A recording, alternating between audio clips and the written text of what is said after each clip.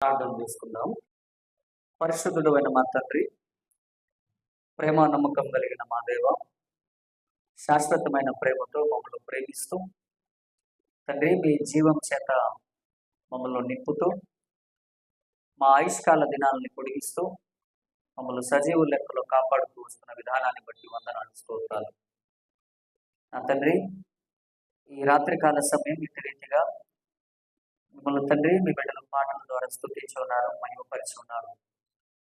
మీ సన్నిధానంలో కూర్చున్న మీ బిడ్డలందరూ కూడా మిమ్మల్ని స్తుతించడానికి, మిమ్మల్ని ఆరాధించడానికి మీరు ఇచ్చిన గొప్ప భాగ్యమును బట్టి వందనాలు, స్తోత్రాలు సమర్పించుకుంటున్నాం. కనికర సంపన్నుడు అయిన మా తండ్రి దేవా, మీ కనికరమును అనుభవించడానికి, మీ ప్రేమను మేము పొందుకోవడానికి మమ్మల్ని మీరు ఏర్పరచుకున్న విధానాన్ని బట్టి వందనాలు, స్తోత్రాలు. ప్రభా, ఈ రాత్రికాల సమయం మరొకసారి నా తండ్రి మీ పాదముల చెంతకు నేను వస్తున్నాను. దేవా, ఇదిగో తండ్రి మీ యొక్క ఉపదేశమును ప్రభా తండ్రి మా కొరకు సిద్ధపరిచి ఉంచిన నా తండ్రి సందేశాన్ని ప్రభా అందించమని మిమ్మల్ని బ్రతిమలాడుకొచ్చినాం. నాయనా, మీరు మాట్లాడితే క్షేమము, మీ మాటలే మాకు సర్వోత్తమమైనది, మీ మాటలే మమ్మల్ని బ్రతికించేది, మమ్మల్ని పోషించేది, మమ్మల్ని స్వస్థపరిచేది, మా ప్రాణాలను బ్రతికించేది. దేవా, ఇదిగో తండ్రి మీ ఆలోచన, మీ చిత్తము, మీ ప్రణాళిక, మీ తలంపులు నా తండ్రి నాకు దయచేయమని మిమ్మల్ని వేడుకొచ్చినాం. మీ ఆత్మచేత తండ్రి నన్ను నింపమని మిమ్మల్ని బ్రతిమలాడుకొచ్చినాం. అలాగే మీ బిడ్డలను కూడా మీ ఆత్మచేత నింపమని మిమ్మల్ని వేడుకొచ్చినాం. నా తండ్రి, ఖాళీ హృదయాలతో మరలా మేము వెళ్ళిపోకుండా నింపబడిన హృదయాలతో, ఆనంద సంతోషములు కలిగిన హృదయాలతో మిమ్మల్ని స్తుతిస్తూ వెళ్ళగలిగే భాగ్యము దయచేయండి. నా తండ్రి, మీ దాసుని నన్ను కృపతో జ్ఞాపకం చేసుకొని మీ సాధనముగా వాడుకొని తండ్రి మీరే మహిమ పొందమని మిమ్మల్ని వేడుకుంటూ, నా తండ్రి విత్తబడుతున్న ఈ మాటలు మా అందరి హృదయాల్లో నాటబడి 30దంతులుగా 60దంతులుగా 100దంతులుగా ఫలించగలిగే భాగ్యమును దయచేయమని వేడుకుంటూ, యేసుక్రీస్తు వారి సర్వోన్నతమైన సర్వశక్తి కలిగిన నామములో ఈ ప్రార్థన మనవులు అడిగి వేడుకుంటున్నాను తండ్రి, ఆమేన్. ప్రభువునందు ప్రియమైన దేవుని జనాగమ, దేవుని సంఘానికి మన ప్రభువును రక్షకుడైన యేసుక్రీస్తు వారి శ్రేష్టమైన నామంలో మీ అందరికీ నా వందనాలు. అలాగే దేవుడు మరలా మనల్ని ప్రేమించి తన దయలో మనలందరినీ కూడా భద్రపరుచుకొని ఇంతవరకు మనల్ని సురక్షితంగా క్షేమంగా నడిపించి కాపాడుతున్న విధానాన్ని బట్టి దేవాది దేవునికి, మన ప్రభువును సర్వలోకానికి రక్షకుడైన యేసుక్రీస్తు ప్రభు వారి ఉన్నతమైన నామంలో కృతజ్ఞతాస్తుతులు, స్తోత్రాలు చెల్లించుకుంటున్నాను. వీళ్ళారా, ఈ సమయంలో ఒక 2 విషయాలు మీతో పంచుకోవాలి. ఆ తర్వాత మనం వాక్య భాగంలోకి వెళ్తాము. గత వారం మనం ఒక ప్రార్థన రిక్వెస్ట్ మీకు చెప్పాం కదా. అలానా ఒక పాస్టర్ గారు, నవజీవన్ గారు అని, మెదడులో కొద్దిగా కణుతులు లాంటివి వచ్చాయి, ఆపరేషన్ చేయాలని చెప్తున్నారు, ప్రార్థన చేయమని ప్రార్థన సహాయం కోరాం కదా. దేవుడు ఎంత గొప్ప కార్యం చేశాడంటే, వాళ్ళు బ్రెయిన్ లోపల అంటే క్లిప్స్ లాంటివి వేస్తారు, అది వేయడానికి వాళ్ళు సిద్ధపడుతున్నారు. అంటే లోపలికి ఇక ఆపరేషన్ థియేటర్కి తీసుకెళ్ళడానికి కూడా రెడీ చేశారంట. రెడీ చేసేస్తే వీళ్ళు అన్నారు, మేము దేవుణ్ణి నమ్ముకుని ఉన్నాము, మేము ప్రార్థన చేస్తున్నాము, ఒకసారి ఎందుకైనా మంచిది ఒకసారి చెక్ చేయండి మరలా అని చెప్పారంట. చెక్ చేయండి అని చెప్తే సరే అని చెప్పేసి ఆపరేషన్ థియేటర్కు వెళ్ళే వాళ్ళని ఆఫ్ చేసేసి మరలా స్కానింగ్ రూమ్కి పంపించారు. స్కానింగ్ రూమ్కి పంపిస్తే ఒకసారి చూశాడు, ఏం కనిపించలే. రెండోసారి చూశాడు, ఏం కనిపించలే. మూడోసారి చూశాడు, బాగా పరీక్షించి చూస్తున్నాడు, ఏం కనిపించలేదు. ఎందుకంటే ఒక 4 రోజుల క్రితం రిపోర్టు తేడాగా ఉంది, ఆ వ్యక్తిలో మార్పు తేడాగా ఉంది 4 రోజుల క్రితం. ఇంతలోనే ఇదేంటి ఏం కనబడట్లేదు అని చెప్పేసి ఆయన ఒకసారి చూశాడంట, 2 సార్లు, 3 సార్లు, 4 సార్లు, అలా 10 టైమ్స్ చెక్ చేశాడంట. 10 సార్లు చెక్ చేసి అసలు మెదడులో ఏం లేదు, ఇంకా ఆపరేషన్కి ఎందుకని చెప్పేసి వాళ్ళని డిశ్చార్జ్ చేసి పంపించేశారు. అంటే దేవుడు నిజంగా చాలా గొప్ప కార్యాలు చేస్తాడు, నేటికి కూడా చేస్తాడు, అందులో ఎలాంటి అనుమానం ఏం లేదు. ఆ తర్వాత నేను రెండవ శనివారం మంగళగిరి వెళ్ళినప్పుడు అక్కడ సంఘంలో కూడా ఒక మంచి సాక్ష్యాన్ని చెప్పారు. ఒక మంచి సాక్ష్యాన్ని వాళ్ళు చెప్పారు. ఏంటనంటే ఒక పాప పుట్టింది. ఎంత అంటే 400 గ్రాములే. 400 గ్రాములు అంటే అరకేజీ కూడా కాదు బరువు. 400 గ్రాములతో పాప పుట్టింది. ఆ పాప శ్వాస తీసుకోవట్లేదు. తర్వాత గుండెలో కూడా చాలా పెద్ద హోల్ ఉంది. ఆ డాక్టర్స్ అనేసారంట, అదే ఎన్ఆర్ఐ హాస్పిటల్లోనే ఆ డాక్టర్స్ అనేసారు, ఈ పాప బతకదండి, తీసుకెళ్ళిపోండి, అయినా ఇందులో ప్రాణం కూడా ఏం లేదు, ఏదో కొద్దిగా కొట్టుమిట్టాడుతుంది అంతే తప్ప ఏం లేదు, తీసుకెళ్ళిపోండి అని చెప్పారు. అయితే ఆ చిన్న పాప వాళ్ళ అమ్మమ్మ మంచి విశ్వాసురాలు. ఆమె ఏం చెప్పిందంట, మీరు హాస్పిటల్లో ఉంచండి, మేము ప్రార్థన చేస్తాము, ఒకవేళ చచ్చిపోతే తీసుకొని వెళ్ళిపోతాము, ఇబ్బంది ఏం లేదు, కానీ మీరు ఉంచండి జస్ట్ హాస్పిటల్లో అని చెప్పేసి ఈమె కోరుకుంది. మేము ప్రార్థన చేస్తాంలేండి, మీరు హాస్పిటల్లో ఉంచండి అని చెప్పింది. సరే అని చెప్పేసి ఈ పాపని హాస్పిటల్లో ఉంచారు. మొత్తం వెంటిలేటర్ పెట్టేశారు. మొత్తం అవన్నీ కూడా వాళ్ళకి సంబంధించిన పీడియాట్రిక్స్ కి సంబంధించిన అన్ని కూడా మొత్తం పెట్టి లైఫ్ సపోర్ట్ మీద ఆ పాపను గెడుతున్నారు. అలాగే వీళ్ళంతా కూడా ఫాస్టింగ్ ఉండి ప్రార్థన చేయడం స్టార్ట్ చేశారు. అలా 1 రోజు, 2 రోజులు, 3 రోజులు, 4 రోజులు, 10 రోజులు, 15 రోజులు అలా సంఘమంతా ప్రార్థన చేస్తుంది. విచిత్రం ఏంటంటే 5-6 రోజులు చచ్చిపోయిందని చెప్పారు ఆ పాపని. వారం బతికింది, 2 వారాలు, 3 వారాలు, 4 వారాలు, వారం వారం ఆ పాపలో ఇంప్రూవ్మెంట్ వస్తుంది. ఒక్కొక్క పైపులు అన్ని పీకేస్తున్నారు. ఆ తర్వాత నెల రోజుల తర్వాత వీళ్ళ మళ్ళీ హాస్పిటల్కి వెళ్ళారు. వెళ్తే ఆ డాక్టర్లు ఉన్నారంటే, అమ్మ మీ దేవుడు చాలా గొప్ప దేవుడే, ఇప్పుడు మాకు కొంచెం ధైర్యం వచ్చింది, ఇలాంటి కండిషన్ కూడా మీరు ప్రార్థన చేస్తే మేము ట్రీట్మెంట్ చేసి బ్రతికించగలమనే ధైర్యం మీ దేవుని వల్ల మాకు కలిగింది అని ఎన్ఆర్ఏ హాస్పిటల్లో వాళ్ళు చెప్పారు. నిజమే, ఈ మంచి సాక్ష్యం దేవుడు చేసిన నిజంగా మంచి గొప్ప కార్యం. అంతకు ముందే మన సంఘంలో కూడా డిసౌజా విషయంలో కూడా జరిగింది. అదే డిసౌజా విషయంలో కూడా శుక్రవారం అతన్ని హాస్పిటల్ తీసుకెళ్ళాం కదా, ఆ శుక్రవారం నైటే కష్టమని చెప్పేశాడు ఆయన.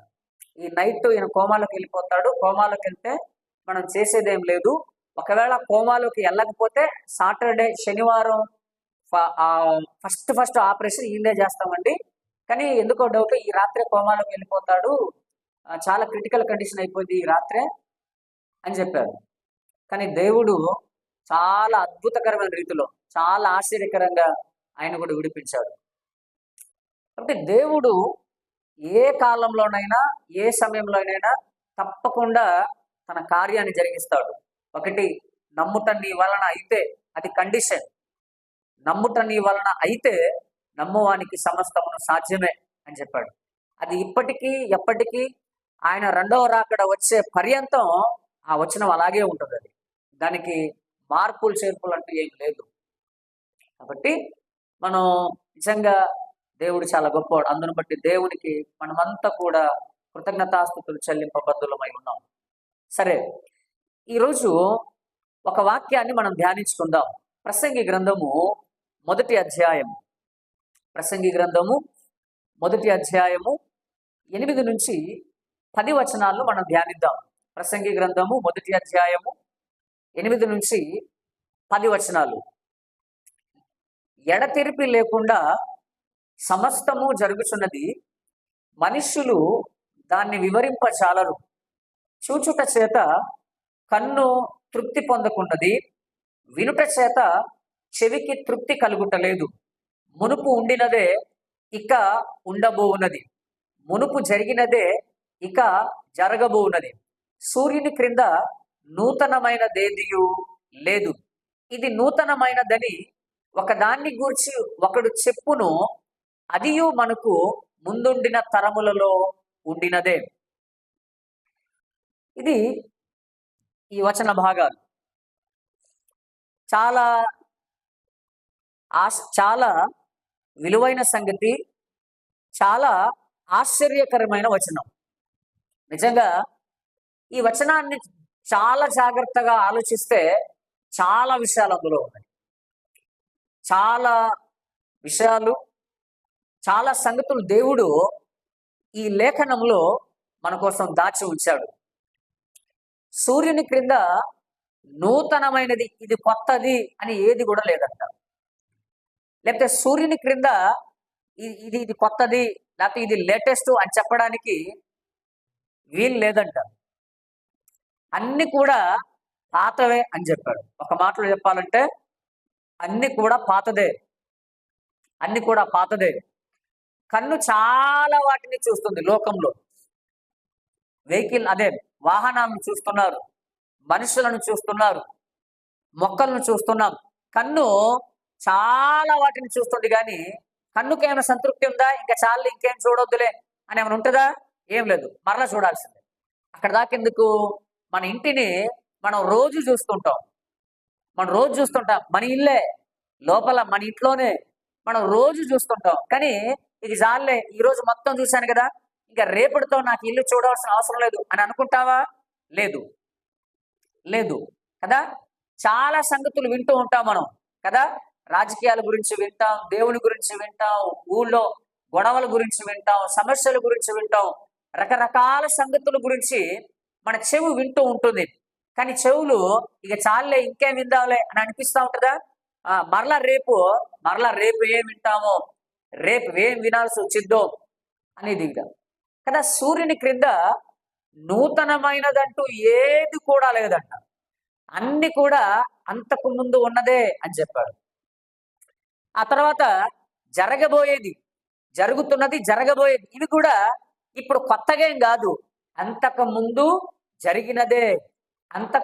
జరిగినదే ఇప్పుడు జరుగుతూ ఉన్నది అని చెప్పాడు. మరి సూర్యుని క్రింద నూతనమైనది ఏది కూడా లేకపోతే మరి 100 సంవత్సరాల క్రితం ఈ సౌండ్ సిస్టంలు ఏమైనా ఉన్నాయా? ఇప్పుడు ఇక్కడ దేవుని వాక్యం ఏమని రాయించాడు ఆయన 9వ వచనంలో, మునుపు ఉండినదే ఇక ఉండబోవున్నది, మునుపు జరిగినదే ఇక జరగబోవున్నది.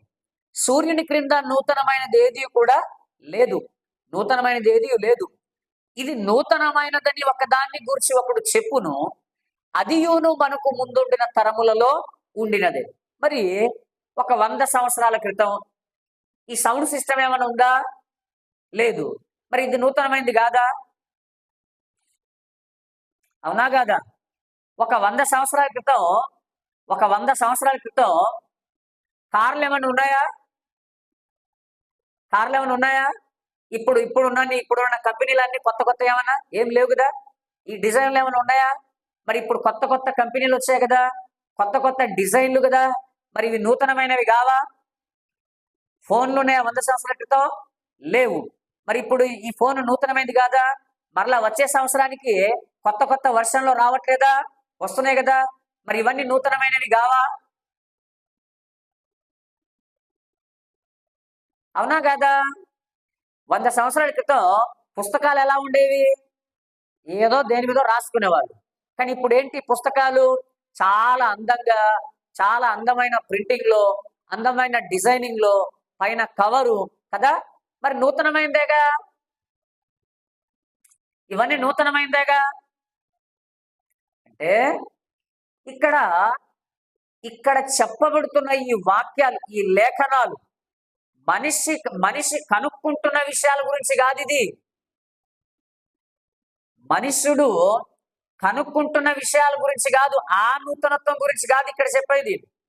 ఇక్కడ చెప్పేది ఏంటంటే, సూర్యుని క్రింద మనుష్యుడు జరిపే వ్యవహారాలు, పనిపాట్లు, ఆ తర్వాత వాతావరణం, పరిస్థితులు, ఆ తర్వాత మనుషుల స్వభావాలు, అవి నూతనమైనవి కావు. వాతావరణం 100 సంవత్సరాల క్రితం కూడా వర్షాకాలం ఉంది, నేటికి వర్షాకాలం ఉంది. 100 సంవత్సరాల క్రితం ఎండాకాలం ఉంది, నేటికి ఎండాకాలం ఉంది. కాబట్టి అందులో కొత్తదనం ఏం లేదు. 100 సంవత్సరాల క్రితం నదులన్నీ కూడా సముద్రంలోనే కలిసాయి, నేటికి కూడా నదులన్నీ కూడా సముద్రంలోనే కలుస్తున్నాయి. 100 సంవత్సరాల క్రితం మనుష్యుడు పాప స్వభావమే, నేటికి కూడా మనిషిది పాప స్వభావమే. 100 సంవత్సరాల క్రితం కూడా వివాహాలు ఉన్నాయి, నేటికి కూడా వివాహాలు, పెళ్లిళ్ళు జరుగుతూనే ఉన్నాయి. 100 సంవత్సరాల క్రితం కూడా నరహత్యలు ఉన్నాయి. నేటికి కూడా మనిషిని చంపడాలు జరుగుతూనే ఉన్నాయి. అంటే సూర్యుని క్రింద మనుష్యుడు నడిచే విధానం, మనిషి యొక్క స్వభావం, వాతావరణం యొక్క పరిస్థితులు, ఒక మనిషితో ప్రవర్తించే తీరు, మనిషి యొక్క ప్రవర్తన, ఈలో నూతనమైంది ఏం లేదు. అందులో వీటిల్లో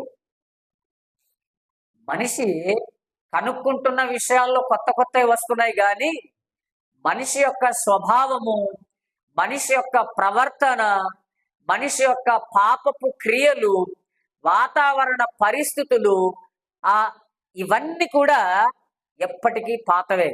నూతనత్వం ఏమి లేదు. అందులో నూతనత్వము ఏమీ లేదు.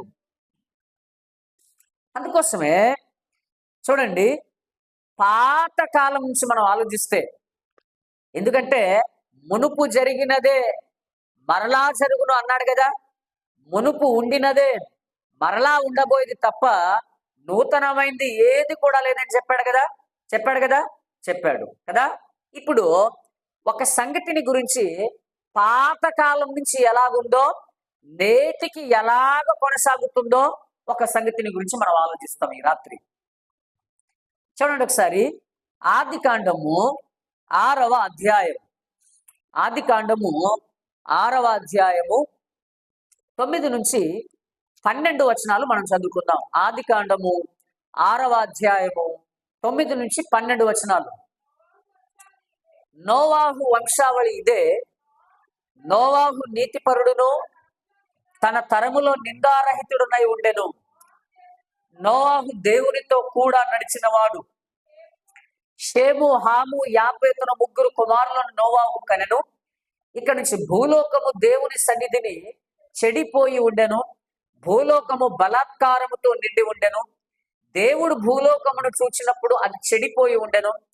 భూమి మీద సమస్త శరీరులు తమ మార్గమును చెరిపి వేసుకుని ఉండిరి అని చెప్పాడు. దేవుడు నోవాహుతో సమస్త శరీరుల మూలముగా భూమి బలాత్కారముతో నిండి ఉన్నది గనుక నా సన్నిధిని వారి అంతము వచ్చి ఉన్నది.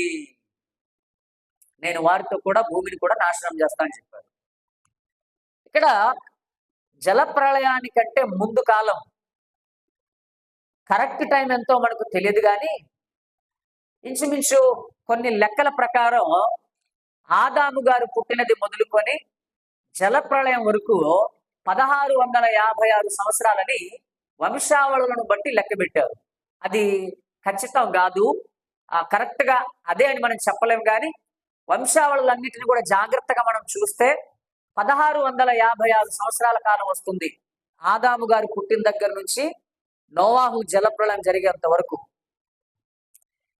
ఈ జలప్రళయానికంటే ముందు దినాల్లో ఈ భూమి మీద ఉన్న మనుషుల యొక్క విధానం, వాళ్ళ పద్ధతులు మనం చూస్తే 11వ వచనంలో భూలోకము దేవుని సన్నిధిని చెడిపోయి ఉండెను. భూలోకము బలాత్కారముతో నిండి ఉండెను. దేవుడు భూలోకమును చూచినప్పుడు అది చెడిపోయి ఉండెను. భూమి మీద సమస్త శరీరులు తమ మార్గమును చెరిపి వేసుకొని ఉన్నారంట. అంటే భూమి మీద ఉన్న మనుషులు వాళ్ళు దాదాపుగా తమను తాము మంచి మార్గంలో నుంచి, దేవుడు నియమించిన మార్గంలో నుంచి, సత్మార్గంలో నుంచి వాళ్ళు తమను తాము పాడైపోయారు, చెరిపి వేసుకొని ఉన్నారు అని చెప్పాడు. బలాత్కారము అని చెప్పాడు. బలాత్కారం అంటే అన్యాయము, అక్రమము, దౌర్జన్యము, నరహత్య, బలాత్కరించడము అన్ని కూడా అందులో ఉన్నాయి. ఇది నోవాహు గారి జలప్రళయానికంటే ముందు లోకం యొక్క పరిస్థితి. అందుకోసమే యేసుక్రీస్తు ప్రభువారు తన 2వ రాకడ దినాలను గురించి మాట్లాడుతూ ఆ మనిషి కుమారుని యొక్క రాకడ దినాలు నోవాహు దినాలు అని చెప్పాడు ఆయన. అంటే నోవాహు దినాల్లో ఎలాగైతే భూమి బలాత్కారము చేత, దుర్మార్గము చేత, అన్యాయము, అక్రమాల చేత ఎలాగైతే మనుషులు మొత్తం నిండుకొని తమ మార్గాలను చెరిపి వేసుకున్నారో, నేను వచ్చే దినాల ముందు కూడా ఇలాగనే ఉంటుంది, జాగ్రత్త అని చెప్పాడు ఆయన కదా. ఇది తర్వాత కొంతకాలం గడిచింది, జలప్రళయం వచ్చింది, అందరు చచ్చిపోయారు. మరలా భూమి మీద జనాభా విస్తరించడం ప్రారంభించిన తర్వాత మరలా కొంతకాలానికి ఏం జరిగిందో చూద్దాం. ఇప్పుడు లోతు దినాల్లోనికి వద్దాం. సొదొమ దినాలు, అది నోవాహు దినాలైతే తర్వాత కొంతకాలానికి జలప్రళయం వచ్చి మనుషులందరూ చచ్చిపోయిన తర్వాత మరలా భూమి మీద మనుష్య జాతి విస్తరించడం ప్రారంభించిన తర్వాత కొంతకాలానికి లోతు దినాలు వచ్చాయి. ఈ లోతు దినాల్లో కూడా ఈ భూమి మీద ఉన్న మనుషులు ఎలాగున్నారో ఒకసారి మనం చూద్దాం. ఆదికాండము 19వ అధ్యాయం, ఆదికాండము 19వ అధ్యాయము 4-5 వచనాలు. వారు పండుకొనక ముందు, వారు అంటే ఎవరు? లోతు, ఆ లోతు ఇంటికి వచ్చిన దేవదూతలు. వారు పండుకొనక ముందు ఆ పట్టణస్థులు అనగా సొదొమ మనుషులు బాలురును వృద్ధులను ప్రజలందరూ నలుదిక్కుల నుండి కూడి వచ్చి ఆ ఇల్లు చుట్టవేసి లోతును పిలిచి, ఈ రాత్రి నీ యొద్దకు వచ్చిన మనుషులు ఎక్కడా? మేము వారిని కూడినట్లు మా యొద్దకు వారిని వెలుపలికి తీసుకొని రమ్మని అతనితో చెప్పగా, ఆ తర్వాత ఆయన చాలా రిక్వెస్ట్ చేస్తాడు, అలా కాదే, వాళ్ళు మా ఇంటికి అతిథులుగా వచ్చారు అని చెప్పేసి. ఆ తర్వాత దేవదూతలు లోతును వాళ్ళ ఇంట్లోనికి గుంజి లోపలికి లోతును తీసుకొని ఆ తర్వాత వాళ్ళ కన్నులకు ఒక రకమైన అందత్వం లాగా అక్కడ చేస్తారనమాట. 11వ వచనం చూడండి. అప్పుడు వారు పిన్నలు మొదలుకొని పెద్దల వరకు ఆ ఇంటి ద్వారము దగ్గరనున్న వారికి కనుమొబ్బు కలుగుజేయగా వారు ద్వారము కనుగొనలేక విసికిరి అన్నారు. ఇక్కడ చూడండి, ఎవరెవరున్నాడు అక్కడ ఎవరెవరున్నారు? పిన్నలు మొదలుకొని పెద్దల వరకు. 4వ వచనంలో ఎవరున్నారు? వారు పండుకొనక ముందు ఆ పట్టణస్థులు అనగా సొదొమ మనుషులు, బాలురు, వృద్ధులు, ప్రజలందరూ. అంటే వయసుతో తారతమ్య భేదం లేదు, వయసుతో సంబంధం లేదు. అందరు కూడా పాపం చేయడానికి రెడీగా చాలా సిద్ధపడి వాళ్ళు వచ్చేస్తున్నారు. అంటే లోతు కాలంలో కూడా సొదొమ దినాల్లో కూడా పరిస్థితులు అలాగనే ఉన్నాయి. మరలా యేసుప్రభువు వారు చెప్పాడు, ఏమని చెప్పాడు? నేను వచ్చే దినాల ముందు ఎలా ఉంటాయి? లోతు దినాల వలె ఉంటాయని చెప్పాడు. సొదొమ దినాలు అని చెప్పాడు కదా, ఆ నోవాహు దినాలు చెప్పాడు. ఆ దినాల్లో కూడా భూమి అలాగనే ఉంది. ఆ తర్వాత సొదొమ దినాలు, లోతు దినాల్లో కూడా వాళ్ళలో ఏమైనా మార్పు వచ్చిందా? నూతనత్వం ఏమైనా వచ్చిందా? ఏమి రాలే. ఇంకా రాను భ్రష్టులు అయిపోతున్నారు కదా, అది అయిపోయింది. ఓకే, బాగానే ఉంది. ఆ తర్వాత సరే, ఇశ్రాయేలీలు ఐగుప్తు బానిసత్వంలోనికి వెళ్ళారు. ఐగుప్తు బానిసత్వంలోనికి వెళ్ళిపోయి 430 సంవత్సరాలు అక్కడ ఉన్న తర్వాత దేవుడు వాళ్ళను విడిపించాడు. దేవుడు వాళ్ళను విడిపించి వాళ్లను మంచి మార్గంలో నడిపించుకుంటూ తీసుకుని వస్తే దేవుడు ఒకానొక రోజు అన్నాడు మోషే గారితో, మోషే, నువ్వు సీనాయి కొండ మీదకి వచ్చేయి, నీకు ఆజ్ఞలు కలిగిన ధర్మశాస్త్రాన్ని నేను ఇస్తాను అని చెప్పేస్తే సరే అని చెప్పేసి ఈయన పైకి వెళ్ళాడు, సీనాయి కొండ మీదకి వెళ్ళాడు. కింద వాళ్ళని జాగ్రత్తగా చెప్పేసి ఈ ప్రజలను చూసుకోండి అని చెప్పేసి ఆయన సీనాయి కొండ మీదకి వెళ్ళాడు. సీనాయి కొండ మీదకి వెళ్తే 40 దినాలు అక్కడ దేవునితో గడిపాడు. ఆయన రావడం ఆలస్యం అయిపోయింది. ఆయన రావడం ఆలస్యం అయిపోతే మరలా ఇక క్రింద ఉన్న ప్రజలందరూ కూడా తన అన్న అయిన అహరోను దగ్గరికి వచ్చారు. తన అన్న అయిన అహరోను దగ్గరికి వచ్చేసి అన్నారు, ఆ మోషే అనువాడు ఏమైపోయాడో మాకు తెలియదు, ఆయన ఎక్కడికి వెళ్ళిపోయాడో మాకు తెలియదు. ఇప్పుడు ఐగుప్తులో నుంచి మమ్మల్ని బయటికి రప్పించిన ఆ దేవతను మాకు చెయ్యి అన్నారు. అప్పుడు అక్కడ ప్రజలందరూ కూడా మెజారిటీ అంతా వాళ్ళే, అహరోను గారు ఒక్కరే అయిపోయారు. ఈయన భయపడిపోయి, అయితే మీ చెవుల్లో ఉన్న బంగారము, మీ దగ్గర ఉన్న బంగారం మొత్తం ఇచ్చేయండి అని చెప్పాడు. ఆ బంగారాన్ని చెవుల్లో మొత్తం ఇచ్చేశారు.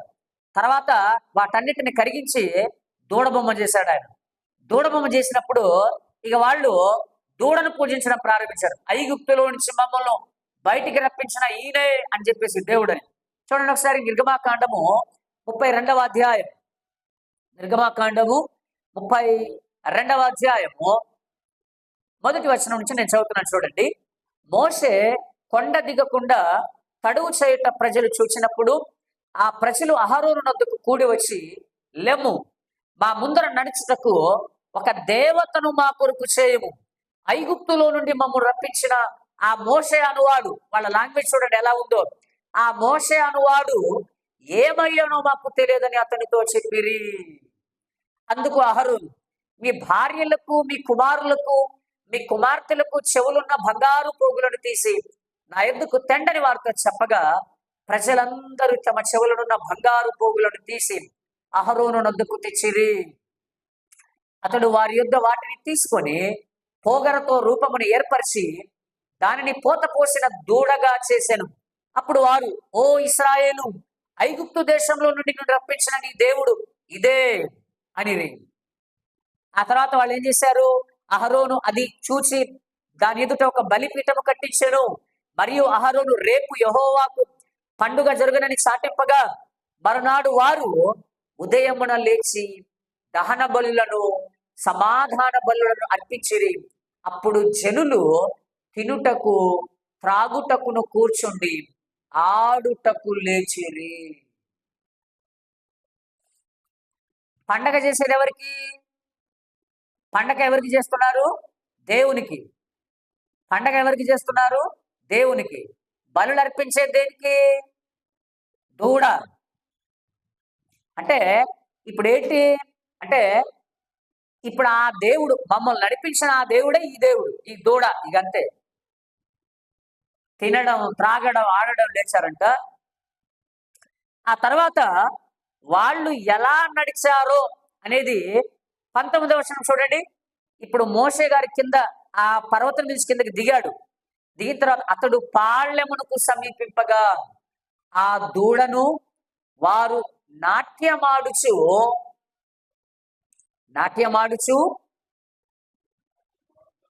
నాట్యమాడుటను చూచెను. అందుకు మోషే కోపము మండెను. అతడు కొండ దిగువను తన చేతుల్లో నుండి ఆ పలుకలను పడవేసి వాటిని పగులగొట్టెను. 20వ వచనం, ప్రజలు విచ్చలవిడిగా తిరుగుట మోషే చూచెను.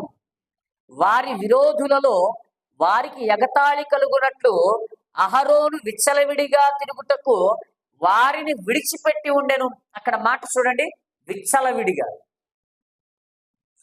ఒక భయము, భక్తి, వరస, లేకపోతే ఇక ఏది కూడా లేదుగా. ఇక వాళ్ళు ఇష్టమిగా, విచ్చలవిడిగా.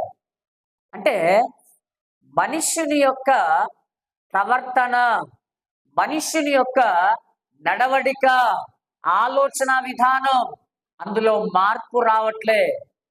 బట్టలు వేసుకోవడంలో మార్పులు వచ్చింది కదా, వాహనాల్లో మార్పులు వచ్చాయి. ఒకనాడు కాలినడక, ఆ తర్వాత సైకిలు, ఆ తర్వాత చిన్న చిన్న మోటారు, ఆ తర్వాత పెద్ద పెద్ద బండ్లు, ఆ తర్వాత కార్లు. వాహనాల్లో మార్పులు వచ్చాయి, బట్టల్లో మార్పులు వచ్చాయి. ఒకప్పుడు ఖద్దరు, ఆ తర్వాత రకరకాల బట్టలు, డిజైన్లు.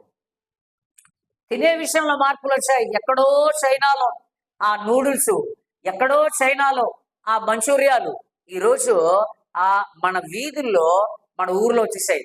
అన్ని విధానాల్లో మార్పులు వచ్చేసాయి.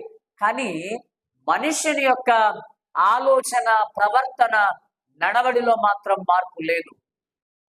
చూసారా? విచ్చలవిడిగా. దేవుడు నడిపించిన విషయం వాళ్ళకి తెలుసు కదా. ఆ మోసే అనేవాడు ఏమైపోవడం మాకు తెలియదు, కానీ దూడని తయారు చేస్తావా లేదా, లేకపోతే నేను చంపి పడేస్తావు అన్నట్టుగా చెప్పారు వాళ్ళు. అందుకోసం భయపడి ఇది చేశారు. ఆ తర్వాత ఇదే ప్రయాణంలో వారు ఉన్నారు. ఈ ప్రయాణంలోనే ఒకానొక సమయంలో వాళ్ళు ఏం చేశారనంటే, వాళ్ళు భయంకరంగా వ్యభిచారం చేయడం ప్రారంభించారు. సంఖ్యాకాండము 25వ అధ్యాయము 1వ వచనాన్ని అక్కడ మనం చూస్తే, సంఖ్యాకాండము 25వ అధ్యాయం 1వ వచనం, ఇశ్రాయేలీలు షిత్తీములో దిగి ఉండగా ప్రజలు మోయాబు రాండ్రతో వ్యభిచారము చేయసాగిరి. అంటే ఆదాము దినాల్లో నరహత్య ఫస్ట్ జరిగితే, ఆ తర్వాత నోవాహు దినాల్లో భూమి బలాత్కారంతో నిండి ఉంటే, లోతు దినాల్లో వాయు వరుసలు లేకుండా విచ్చలవిడిగా పాపము పెరిగిపోతే, ఆ తర్వాత దేవుడు వీళ్ళను సాక్షాత్తు నడిపిస్తూ ఉన్నారు. ఆ తర్వాత దేవుని నడిపింపును చూసి కూడా వీళ్ళు దూడని చేసుకుంటే, ఆ తర్వాత దేవుడు వాళ్ళను మేఘస్తంభాన్ని ముందు పెట్టి, మేఘాన్ని ముందు పెట్టి అంత ప్రాక్టికల్ గా దేవుడు వాళ్ళ కళ్ళ ముందు నడిపిస్తూ ఉన్నారు. మరలా అన్య స్త్రీలతో వీళ్ళు భయంకరంగా వ్యభిచారము చేయసాగితే, అంటే దీన్ని బట్టి మనకు అర్థమవుతున్న విషయం ఏంటంటే, మనిషిలో ఉన్న ఈ పాపం నానాటికి పేట్రేగిపోతుంది, చెలరేగిపోతుంది. ఒక మాటలో చెప్పాలంటే, సరే ఆ తర్వాత కనానులోనికి వచ్చారు. వాళ్ళు కనానులోనికి వచ్చిన తర్వాత అప్పటికింకా వాళ్ళకు రాజులు లేరు. ఏ రాజు కూడా వాళ్ళని ఇంకా పరిపాలన చేయలేదు. ఆ సమయంలో ఇశ్రాయేలు జనాంగంలో ఒక భయంకరమైన సంఘటన జరిగింది. ఈ సంఘటన మనం చదివితే నేడు జరుగుతున్న చాలా విషయాలు మనకు అర్థమవుతాయి. ఎందుకనంటే దేవుని వాక్యం అనే కళ్ళద్దాలు పెట్టుకొని లోకాన్ని మనం చూసినప్పుడు లోకం చాలా స్పష్టంగా తెలిసిపోతూ ఉంటుంది. కానీ లోకంలో ఉండి దేవుని వాక్యాన్ని గనక చదవలేదనుకోండి, గుడ్డివాడికి ఎలాగైతే ఏమి తెలియదో, అంటే ఏమి కనిపించదో వాళ్ళకి, అలాగే మనం కూడా గుడ్డివారమే, మనకు కూడా ఏం తెలియదు. దేవుని వాక్యం చీకటి లోకంలో ఇది వెలుగు, ఇది లాంతర్, ఇది ఒక వెలుగు, టార్చ్ లైట్. ఇది చీకట్లో వెళ్తున్న వాడికి టార్చ్ లైట్ ఎంత ఇంపార్టెంటో, ఈ లోకంలో జీవిస్తున్న మనకు దేవుని వాక్యాన్ని ధ్యానించడం అంత ఇంపార్టెంట్. దేవుని వాక్యాన్ని కనుక చదవకపోతే ఈ లోకంలో జరుగుతున్న ఏ విషయాలు కూడా మనకు అర్థం కాదంతే. అంటే మనం కూడా గుడ్డోళ్ళమే, కాకపోతే ఆ పాపం వాళ్ళకేమో పుట్టుకతో కళ్ళు లేవు, మనకేమో ఉన్నాయి. కానీ దేవుని వాక్యాన్ని చదవకపోవడం వల్ల మన కళ్ళు అంధత్వంలోనికి వెళ్ళిపోయాయి. అందుకోసం మనకేం తెలియదు. ఇక్కడ చూడండి, ఇక్కడ న్యాయాధిపతుల గ్రంథంలో జరిగిన ఈ సంఘటన మనం జాగ్రత్తగా ఆలోచిస్తే అసలు ఇప్పుడు జరుగుతున్న ఈ సంఘటనలన్నీ కూడా చాలా వరకు మన మైండ్లో వస్తాయి. న్యాయాధిపతుల గ్రంథము 19వ అధ్యాయము, నేను అవసరమైన వచన భాగాలు చదువుతూ ఉంటాను. మీ బైబిల్ మీరు చూడండి. న్యాయాధిపతుల గ్రంథము 19వ అధ్యాయం.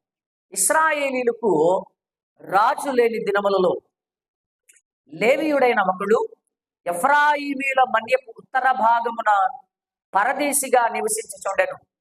అతడు యూదా బెత్లెహేములో నుండి ఒక స్త్రీని తనకు ఉపపత్నిగా తెచ్చుకొనగా, అతని ఉపపత్ని అతనిని విడిచి ఒకనితో వ్యభిచరించి యూదా బెత్లెహేములోని తన తండ్రి ఇంటికి పోయి అక్కడ 4 నెలలు ఉండేది. ఆమెతో ప్రియముగా మాట్లాడి ఆమెను తిరిగి తెచ్చుకొనుటకై ఆమె పెనిమిటి లేచి తన దాసుని 2 గాడిదలను తీసుకొని ఆమె యొద్దకు వెళ్ళగా, ఆమె తన తండ్రి ఇంట అతన్ని చేర్చెను. ఆ చిన్నదాని తండ్రి అతన్ని చూచినప్పుడు అతన్ని కలుసుకొని సంతోషించెను.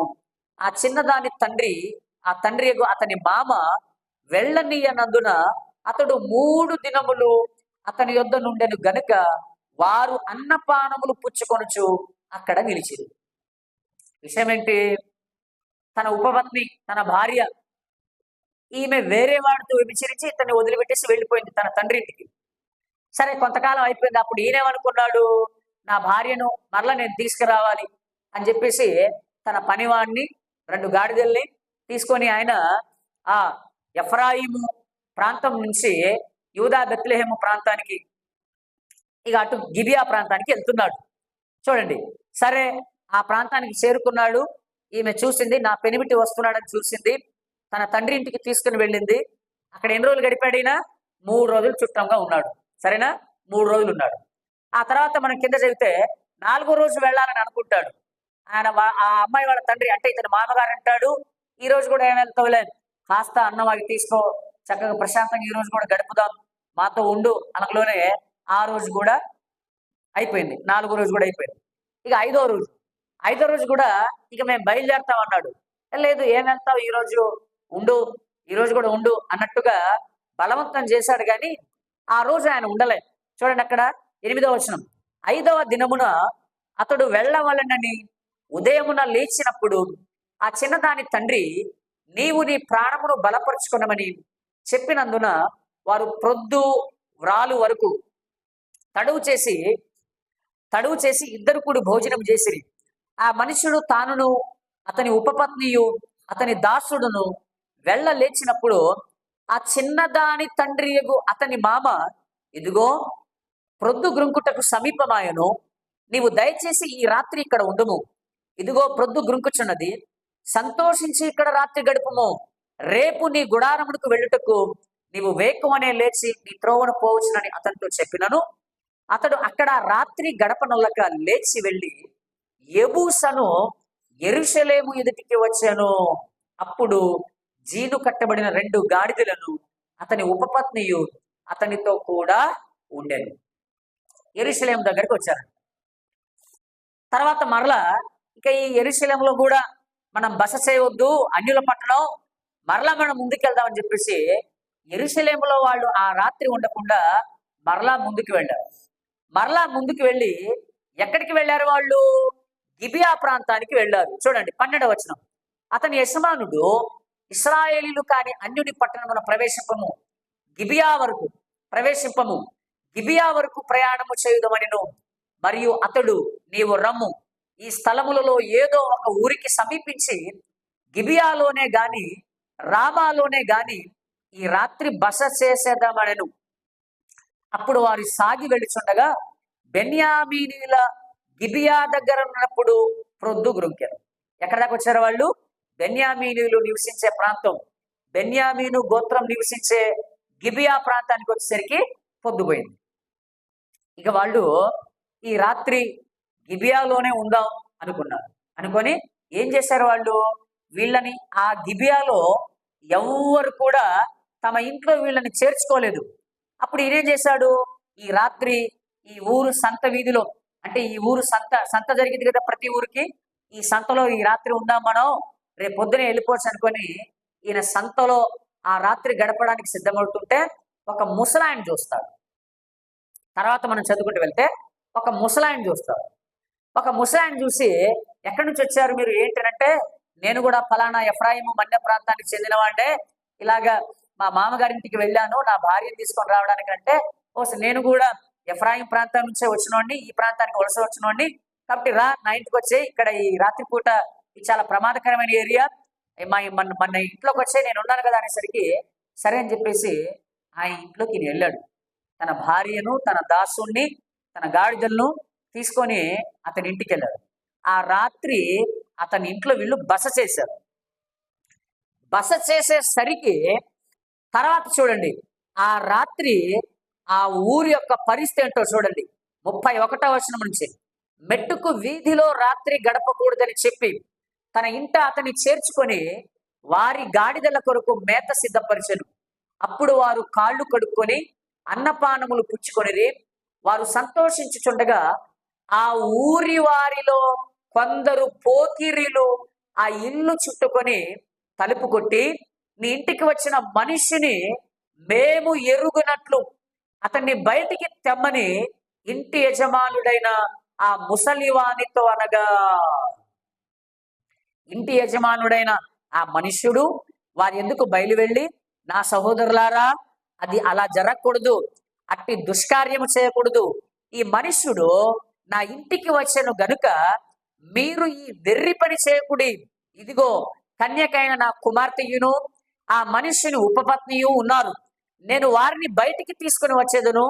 మీరు వారిని నీచపరిచి నీ ఇష్ట ప్రకారముగా వారి ఎడల జరిగిపోవచ్చును గాని ఈ మనుష్యుని ఎడల ఈ వెర్రి పని చేయకూడని వారితో చెప్పాను. గాని అతని మాట వినుటకు వారికి మనస్సు లేకపోయాను గనుక ఆ మనుష్యుడు బయటనున్న వారి యొద్దకు తన ఉపపత్నిని తీసుకొని పోగా వారు ఆమెను కూడి ఉదయం వరకు ఆ రాత్రి అంతయు ఆమెను చెరుపుచుండిరి. తెల్లవారగా వారు ఆమెను విడిచి వెళ్ళిరి. ప్రాతకాలమున, అంటే సూర్యుడు ఉదయిస్తున్నాడు, ఆ స్త్రీ వచ్చి వెలుగు వచ్చే వరకు తన యజమానుడున్న ఆ మనిషిని ఇంటి ద్వారమున పడి ఉండెను. ఉదయమున ఆమె యజమానుడు లేచి ఇంటి తలుపులు తీసి తన త్రోవను వెళ్ళుటకు బయలుదేరగా అతని ఉపపత్ని అయిన ఆ స్త్రీ ఇంటి ద్వారమునొద్ద పడి చేతులు గడప మీద చాపి ఉండెను. అతడు లెమ్ము వెళ్ళుదామనగా ఆమె ప్రత్యుత్తరం ఇయ్యకుండెను, ఎందుకంటే ఆమె చచ్చిపోయింది గనుక. అతడు గాడిద మీద ఆమెను ఉంచి లేచి తన చోటికి ప్రయాణము చేయసాగెను. అతడు తన ఇంటికి వచ్చినప్పుడు కత్తి పట్టుకొని తన ఉపపత్నిని తీసుకొని ఆమెను ఆమె కీళ్ళ ప్రకారము 12 ముక్కలుగా కోసి ఇశ్రాయేలీల దిక్కులన్నిటికీ ఆ ముక్కలను పంపెను కదా. అసలు మనిషి యొక్క పాపపు స్వభావం, మనిషి యొక్క భయంకరమైన దుర్మార్గం, మనుషుడి యొక్క ఈ భయంకరమైన చేష్టలు ప్రారంభం నుంచి ఎలాగుందో ఇలా కంటిన్యూ కొనసాగుతూనే వస్తున్నది. ఎక్కడ ఆగలే, ఎక్కడ కూడా జాలి గాని, దయ గాని, కనికరం గాని ఏది కూడా లేదు. ఆ రాత్రంతా కూడా ఆమెను హింసించి, ఆమెను చెరిపి, ఆమెను చంపేసి వెళ్ళిపోయారు. ఈరోజు జరుగుతున్నదేంటి? ఈరోజు వార్తల్లో చూస్తున్నదేంటి? ఈరోజు దేశమంతా కూడా ఉలిక్కి పడుతున్న సంఘటన ఏంటి? సేమ్ కదా, సేమ్. అంటే ఆనాడు ఎలా ఉన్నారో నేటికి అదే పరిస్థితి. మనిషి యొక్క స్వభావంలో నూతనత్వం అనేది లేదు. అదే చెప్పాడు ప్రసంగంలో కదా. అసలు ఆ ముసలి ఆయన బ్రతిమిలాడుతున్న విషయం చూసారు. అక్కడ చాలా అర్థం ఉంది. అక్కడ ఈ మనిషిని మీరేం చేయకండి, కావాలంటే నా కుమార్తె ఉంది, ఆ మనిషి నాకు ఉపపత్ని ఉంది, కానీ ఈ మనిషిని మాత్రం ఏం చేయొద్దు. వాళ్ళు అడుగుతున్నది ఎవరిని? ఆ మనుష్యుణ్ణి. వాళ్ళు అడుగుతున్నది ఆ మనుషుని. ఆ పోకిరిలు అడుగుతున్నది ఆ మనుషుని. ఎక్కడ జరిగింది ఇది? ఇశ్రాయేలీల గోత్రంలో జరిగింది. తర్వాత ఆయన ఏం చేశాడు? మరి ఎందుకు చచ్చిపోయినామని ఎందుకు 12 ముక్కలు కోసాడు ఆయన? ఎందుకు 12 ముక్కలు కోసాడంటే ఈ 12 ముక్కల్ని 12 గోత్రాల వారికి, గోత్రానికి ఒక్కొక్క ముక్కలు చొప్పున 12 గోత్రాలకి పంపించి ఆయన ఒక మెసేజ్, అంటే ఆయన ఒక విషయం చూడండి. ఇశ్రాయేలీలైన వారే, నేను కూడా ఇశ్రాయేలీలైన వారే ఇశ్రాయేలీల మధ్యనే ఇలాంటి భయంకరమైన దుష్కార్యము జరిగింది. కాబట్టి ఆలోచించండి, ఎంత దుర్మార్గంగా, ఎంత భయంకరంగా మీరు చెడిపోయారో, మనం చెడిపోయామో అని చెప్పేసి ఆలోచించడానికి, వాళ్ళకు ఆ ఆలోచన రావడానికి కదా. నేటికి జరుగుతున్నది ఇదే. ఎందుకో తెలుసా? లోకంలో చదువు ఉంది, లోకంలో రకరకాలు ఉన్నాయి, వస్తువులు ఉన్నాయి, కానీ లోకంలో లేనిదేంటో తెలుసా? దేవుని వాక్యం లేదు. మనుషుల హృదయాల్లో లేనిదేంటో తెలుసా? దేవుని వాక్యం లేదు. దేవుని వాక్యం లేకపోతే మనుషులు ఎలా ఉంటారో తెలుసా? సామెతల గ్రంథము 29వ అధ్యాయము 18వ వచనం చూడండి ఒకసారి. సామెతల గ్రంథము 29వ అధ్యాయము 18వ వచనం. దేవోక్తి లేని ఎడల జనులు కట్టులేక తిరుగుచుందురు. దేవోక్తి లేని ఎడల జనులు కట్టు లేకుండా తిరుగుతారు. Where there is no vision the people will perish అని ఇంగ్లీష్ బైబిల్లో ఉంటుంది. అంటే ఇంగ్లీష్ బైబిల్ అంటే దర్శనము లేని చోట ప్రజలు శిక్షించబడతారు, దారి తప్పిపోతారు. దేవుని మాట ఎక్కడైతే ఉండదో, దేవుని వాక్యం ఎక్కడైతే ఉండదో అక్కడ మనుషులకు రూల్స్ అండ్ రెగ్యులేషన్స్ ఉండవు, కట్టడలు ఉండవు. ట్రాఫిక్ దగ్గర సిగ్నల్ పనిచేయలేదనుకోండి, సిగ్నల్ వ్యవస్థ లేదనుకోండి, ఏమైంది? గుద్దుకొని చచ్చిపోతారు. అక్కడ ఎవడు గుద్దాడో తెలియదు. ట్రాఫిక్ దగ్గర సిగ్నల్ ఉంటేనే గుద్దుకుంటున్నారు. అసలు ఆ రూల్ కూడా లేకపోతే ఎలా చచ్చిపోతారు, ఎవడు గుద్దాడో కూడా తెలియదు కదా. దేవోక్తి, దేవుని వాక్యం లేకపోతే కూడా మానవ జీవితాలు ఇంతే దరిద్రంగా, ఇంతే చండాలంగా ఉంటాయి. ఇలాగే ఉంటాయి.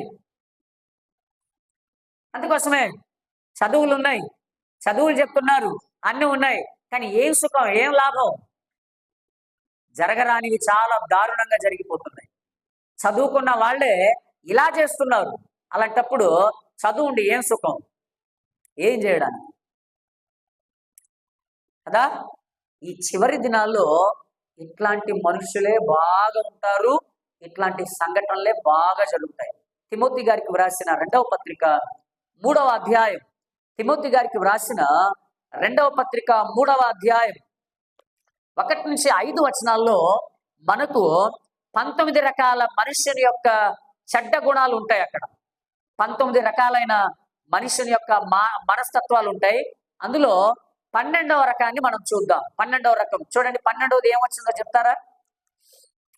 తిమోతి గారికి వ్రాసిన 2వ పత్రిక 3వ అధ్యాయము, తిమోతి గారికి వ్రాసిన 2వ పత్రిక 3వ అధ్యాయం 1 నుంచి 5 వచనాల్లో 12వది ఏమొచ్చింది? అజితేంద్రియులు. అంతేనా? అదే.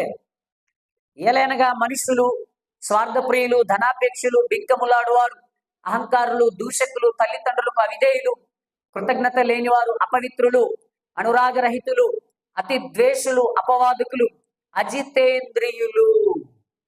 ఎవరి అజితేంద్రియులు? ఏంటి అసలు అజితేంద్రియత్వము అంటే ఏంటి అనంటే ల్యాక్ ఆఫ్ సెల్ఫ్ కంట్రోల్. తమను తాము హద్దులో పెట్టుకోలేని జనాంగం అజితేంద్రియులు అంటే.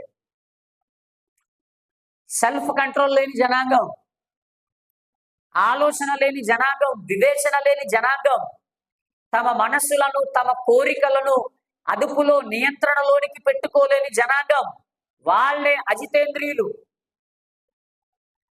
ఈ చివరి దినాల్లో, అందుకోసం పైన అంత్య దినములలో అపాయకరమైన కాలములు, పెరీలస్ టైం. ఈ అపాయకరమైన దినాల్లో తమ కోరికలను, తమ శరీరాన్ని, తమ హృదయాన్ని కంట్రోల్ చేసుకోలేని జనాంగమే ఇప్పుడు ఉంటారు. ఇంకా ఎక్కువైపోతారు. సంవత్సరం పెరిగిపోతాయి, తగ్గదు, పెరుగుతూనే ఉంటాయి, ఇంకా ఎక్కువైపోతారు. అంటే ఈ అజితేంద్రియత్వం అంటే తమను తాము నియంత్రణలోనికి పెట్టుకోలేకపోవడం, తమ మనస్సును, తమ కోరికలను, తమ శరీరాన్ని నియంత్రణలోనికి పెట్టుకోకపోవడానికి కారణం ఏంటి? ఏంటి కారణం? దేవుని ఆత్మ లేని ప్రజలు ఈ చివరి దినాల్లో బాగా విస్తరిస్తారు. ఎందుకంటే దేవుని ఆత్మ ఎవరికైతే ఉంటుందో వారు మాత్రమే కంట్రోల్లో ఉంటారు. దేవుని ఆత్మ చేత ఎవరైతే ఉండరో వారు కంట్రోల్ తప్పుతారు. చూడండి, యూదా పత్రికలో అదే విషయాన్ని చెప్పాడు. యూదా పత్రిక 17 నుంచి 19 వచనాలు చదువుదాం. యూదా పత్రిక 17 నుంచి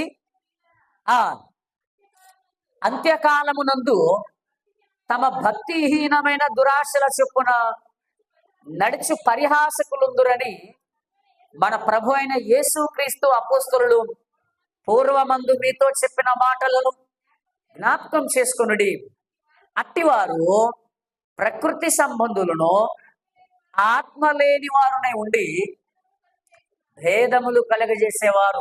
ప్రకృతి సంబంధులు, ఆత్మ లేని వారు, భేదములు కలిగించేవారు. ఈ 3 రకాలు ప్రజలు చాలా భయంకరమైన విభాగాలు ఇవి. ప్రకృతి సంబంధులు, ఆత్మ లేని వారు అంటే ప్రకృతి సంబంధులు అంటే అసలు దేవుడితో వీళ్ళకి సంబంధం లేదు. దేవుడు లేడు, దయ్యం లేడు, ఎవడు లేడు, అంతే వీళ్ళు ప్రకృతి సంబంధులు. ఆత్మ లేని వారు అంటే వీళ్ళెవరు అని అంటే వీళ్ళకు దేవుడు ఉన్నాడని తెలుసు, కానీ దేవుని ఆత్మని వీరు పొందుకోలేరు. దేవుని ఆత్మ చేత వీడు నడిపించబడడు. దేవుని ఆత్మ యొక్క స్వాధీనంలో ఉండని జనాంగం వీళ్ళు.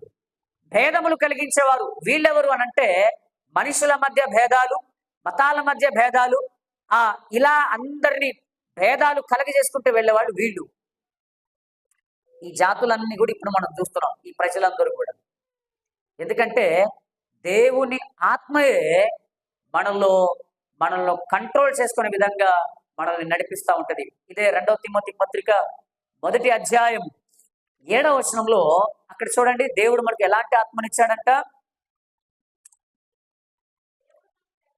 దేవుడు మనకు శక్తియు ప్రేమయు ఇంద్రియ నిగ్రహము గల ఆత్మని ఇచ్చాను గాని పిరికితనం గల ఆత్మని ఇవ్వలేదు. దేవుడు మనకిచ్చిన ఆత్మలో శక్తి ఉంది, ప్రేమ ఉంది, ఇంద్రియ నిగ్రహం ఉంది. ఇంద్రియ నిగ్రహము అంటే ఏంటి? Self control. జితేంద్రియము, సెల్ఫ్ కంట్రోల్. ఈ దేవుని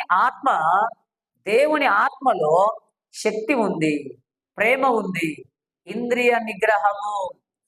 ఆత్మ ఫలంలో కూడా గలతీ 5:22 కూడా అక్కడేముంది? లాస్ట్ కి ఆశా నిగ్రహం అన్నాడే.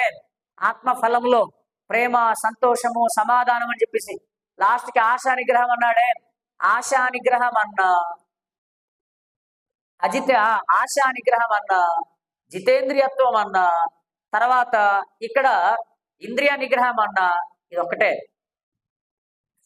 దేవుని ఆత్మ వరములో, ఆత్మ ఫలములో ఒకటి ఆశా నిగ్రహము. మన శరీరాన్ని, మన మనస్సును, మన ఆలోచనలను మనం కంట్రోల్లో ఉంచుకోవడం. మన కోరికలు, మన శరీరము, మన ఆలోచనలు మన కంట్రోల్లో లేదు అంటే అర్థం ఏంటో తెలుసా? దేవుని ఆత్మ మనలో పని చేయట్లేదని అర్థం. దేవుని ఆత్మ చేత మనం నడిపించబడట్లేదని అర్థం. అది కంట్రోల్లో లేకపోతే, ఆ ఆలోచనలు కంట్రోల్లో లేకపోతే. కాబట్టి దేవుని ఆత్మ చేత నడిపించబడేవాళ్ళు. అయితే ఇప్పుడు ఒక ప్రశ్న వస్తుంది. సాధారణంగా బయట వాళ్ళు ఒక ప్రశ్న వేస్తుంటారు మనల్ని. అదేంటంటే, ఇన్ని ఘోరాలు, ఇన్ని నేరాలు జరుగుతూ ఉంటే దేవుడు ఎందుకని ఆపట్లేదు? దేవుడు ఏం చేస్తున్నాడు? దేవుడు ఏమైనా నిద్రపోతున్నాడా? అయితే అసలు దేవుడు ఉన్నాడా లేడా? అసలు ఉంటే ఇన్ని ఘోరాలు, ఇన్ని నేరాలు చేస్తూ ఉంటే మరి దేవుడు చూసి కూడా ఎందుకు ఆపట్లేదు? ఎందుకని దేవుడు అలా అంటే మనుషులందరినీ అలా చంపేస్తూ ఉంటే ఆ దేవుడు కూడా చాలా సంతోషమా? లేకపోతే దేవుడు చూసి ఆనందిస్తున్నాడా అని ఇలా ప్రశ్నించే వాళ్ళు బోలెడు మంది ఉంటారు. మనకు కూడా నిజమే కదా అనిపిస్తుంది కదా. ఇన్ని దారుణాలు, ఇన్ని నేరాలు, ఇన్ని ఘోరాలు జరుగుతుంటే దేవుడు ఏం చేస్తున్నాడు అని అంటే, చూడండి, దేవుడు చూస్తూనే ఉన్నాడు. దేవునికి తెలియదంటూ ఏమీ లేదు. దేవుడు చూస్తూనే ఉన్నాడు. చూస్తూనే ఉంటే ఎందుకు పట్టించుకోవట్లేదు? ఎందుకని ఈ విషయాల్లో జోక్యం చేసుకోవట్లే? ఎందుకనంటే మనుషుడు దేవుని యొక్క పరిపాలన, దేవుని యొక్క అధికారాన్ని ఎప్పుడో త్రోసిపుచ్చేశాడు. నీ పరిపాలన క్రింద మేముండడం మాకు ఇష్టం లేదు. మాకు పరిపాలన చేయడానికి మాలాంటి ఒక మనిషి మా మీద ఉండాలి. సకల జనుల, సకల రాజ్యముల మర్యాద చొప్పున మమ్మల్ని పరిపాలన చేయటానికి కూడా ఒక రాజు మాకు కావాలి. నీ పరిపాలనతో మాకు సంబంధం లేదు అని మనిషి దేవుని పరిపాలనను పక్కన పెట్టాడు. అసలు ఏదైనా తోటలోనే మనిషి దేవుని అధికారాన్ని, దేవుని నడిపింపును, దేవుని పరిపాలనను చేతులారా అపవాది చేతిలో పెట్టాడు. పాపం చేసి ఆ తర్వాత చూడండి, ఇశ్రాయేలు విషయంలో కూడా ఏం జరిగిందో సమూయేలు మొదటి గ్రంథము 8వ అధ్యాయము 4 నుంచి 7 వచనాలు దయచేసి చదవండి. ఇశ్రాయేలీల పెద్దలందరూ కూడి రామాలో సమూయేలు నొద్దకు వచ్చి, చిత్తగించుము, నీవు వృద్ధుడవు, నీ కుమారులు నీ ప్రవర్తన వంటి ప్రవర్తన గలవారు కారు గనుక సకల జనుల మర్యాద చొప్పున మాకు ఒక రాజును నియమింపుము, అతడు మాకు న్యాయము తీర్చునని అతనితో అనిరి. మాకు న్యాయము తీర్చుటకై రాజును నియమింపమని వారు అనిన మాట సమూయేలు దృష్టికి ప్రతికూలముగా ఉండెను గనుక సమూయేలు యెహోవాను ప్రార్థన చేసెను. అందుకు యెహోవా సమూయేలునకు సెలవిచ్చినదేమనగా, జనులు నీతో చెప్పిన మాటలన్నిటిని ప్రకారము జరిగింపుము.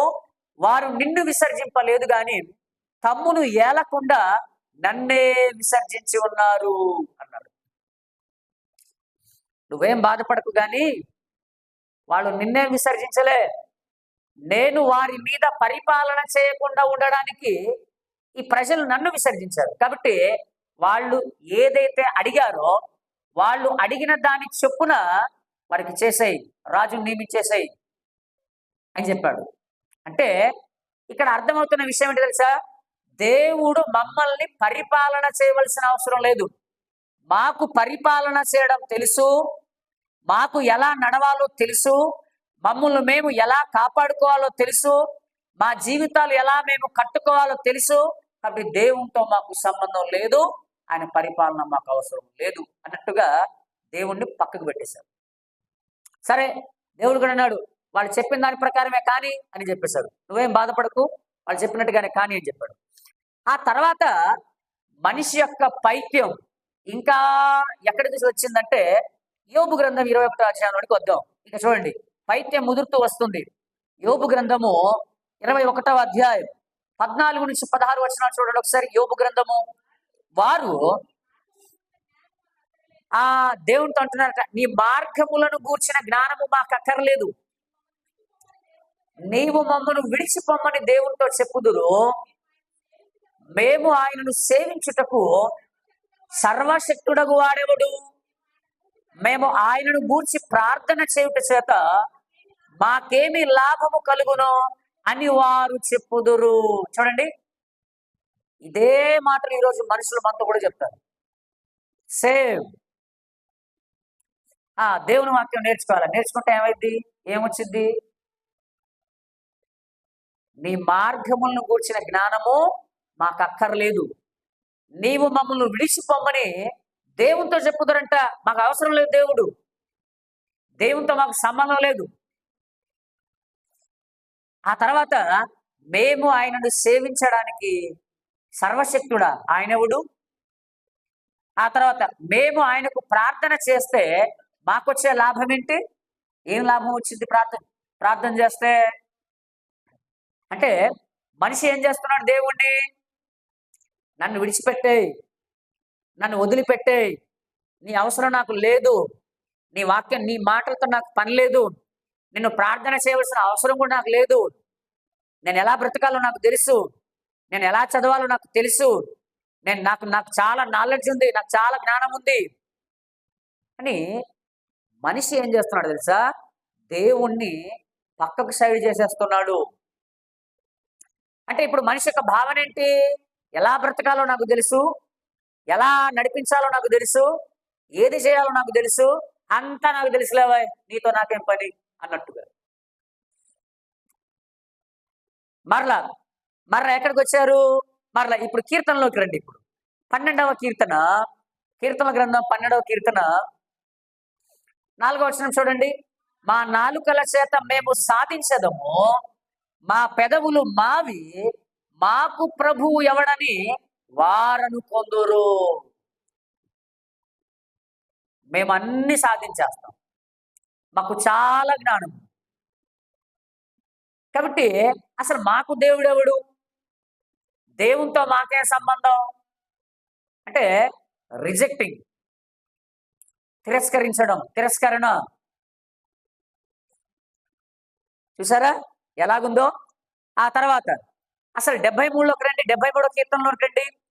అసలు దేవుని పట్ల మనిషి యొక్క యాటిట్యూడ్, ఆలోచన విధానం చూడండి, ఆ వైఖరి చూడండి ఎలా ఉందో. 73వ కీర్తన 11, 12 చరణాలు.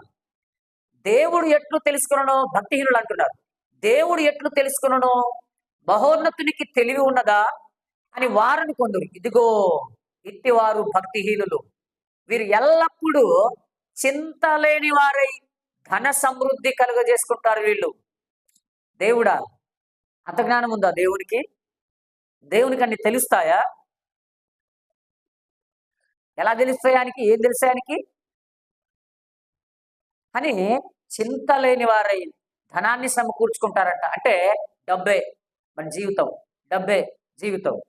డబ్బు ఉంటేనే లెక్క, డబ్బు ఉంటేనే మనకు విలువ అన్నట్లు.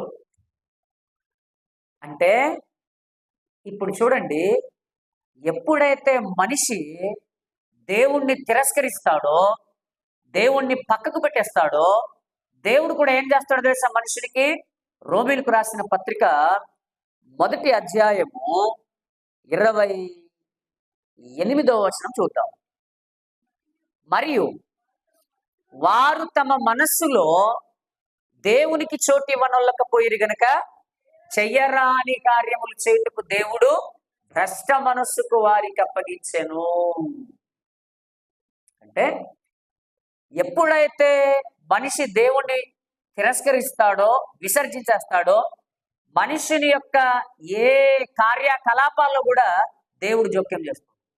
సరే, నన్ను పక్కన పెట్టేశావు కదా, నీకు జ్ఞానం ఉందని చెప్తున్నావు కదా, నీకు ఎలా నడిపించాలో తెలుసు కదా, ఓకే మొత్తం నీకే వదిలిపెట్టేస్తున్నాను, ఎలా చేస్తావు చెయ్యి అని దేవుడు ఏం చేస్తాడంటే టోటల్గా మనిషిని విడిచిపెట్టేసి పక్కన పెట్టుకుంటాడు. మనిషిని విడిచిపెట్టేసి పక్కన ఉంటాడు. ఆయన పక్కన ఉంటాడు. తప్పిపోయిన కుమారుడు సందర్భంలో చిన్న కుమారుడు ఏం చేశాడు? తండ్రిని, నా వాటా నాకు ఇచ్చేయి, నా ఆస్తిలో భాగం ఇచ్చేయి అని చెప్పాడు. అవునా? ఆ కాలంలో ఆస్తిలో భాగం ఎవడైనా ఒక కుమారుడు అడిగాడంటే అర్థం ఏంటో తెలుసా? నాన్న చచ్చిపోయాడని ఒప్పుకోవాలి.